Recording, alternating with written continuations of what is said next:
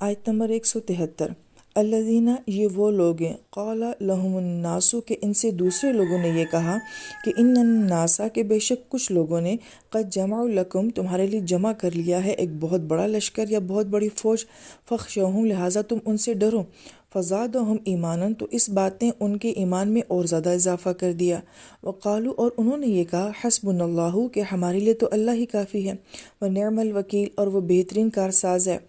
جیسا کہ جنگ احد کے پس منظر میں ابو سفیان نے ایک تاجر کے ذریعے مسلمانوں کو یہ پیغام بھجوایا کہ ہم بہت بڑی فوج لے کے تم پہ حملہ کرنے کے لیے آ رہے ہیں، اور جب مسلمانوں کو یہ خبر ملی تو وہ تو اس سے پہلے ہی ان کا تعاقب کرنے کے لیے مدینے سے نکل رہے تھے۔